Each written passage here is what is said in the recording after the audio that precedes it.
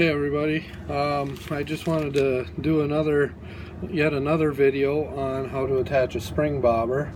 I know a lot of people have a lot of different ways of doing them. I found a way that I really like. It makes them fully adjustable. You can push them in for transport and pull them out to whatever length you want them.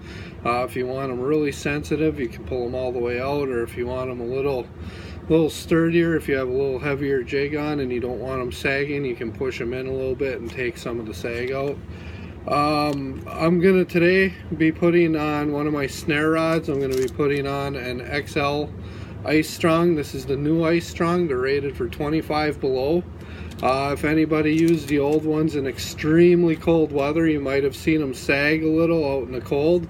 These ones don't do that. I actually gave them a pretty extensive test against the old ones and against some other brands that that have been real good in the cold.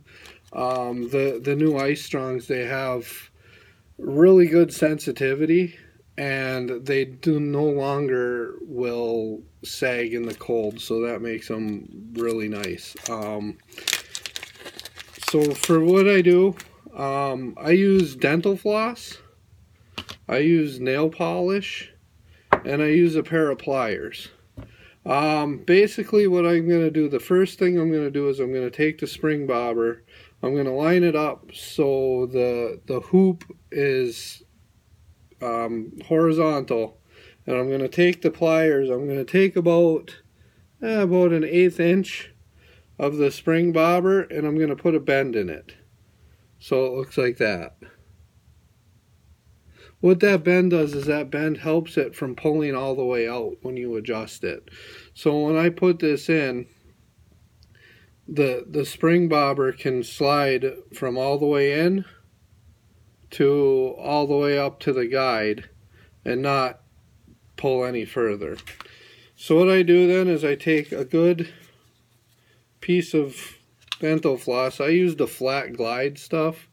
I don't think it really matters if you use the flat or the round. I just like the flat. I take out a good chunk. Dental floss is cheap. First thing I'll do is tie a knot right on the rod itself.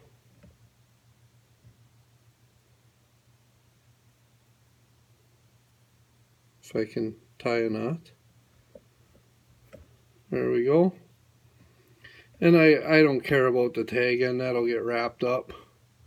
Can even just wrap it around the rod to start. And then I'll take the spring bobber and I'll just set it on there right at the flush, and I'll just start wrapping. And I'll keep it on top. This one doesn't have an eye that you can put anything through. A lot of rods will have a gap in between the eye and the rod tip. This particular rod, it's an HT Ice Blue. I love these rods. I use them up on Gogebic for perch, and they do everything a good rod will do. I mean, they aren't no JT snare rod, but they work.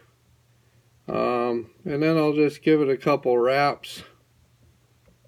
You can do this as thick or as light as you want. And then what I'll do is, just like a boat knot, I'll just turn that around and pull it through. Just like a dock line. So take your end, wrap, come back around, and then pull it tight to make a knot.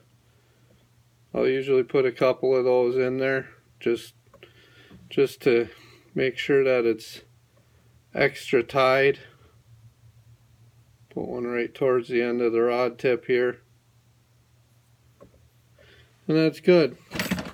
Scissors. Just cut my tag off. Those scissors suck. Make sure it's lined up good. Everything looks good. Now I'm going to take nail polish.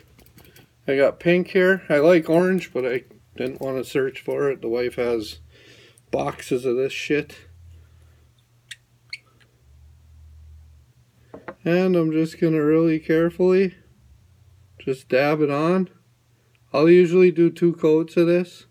I'll put one on and let it dry, and then I'll do another. And this basically soaks into the dental floss and creates a stiff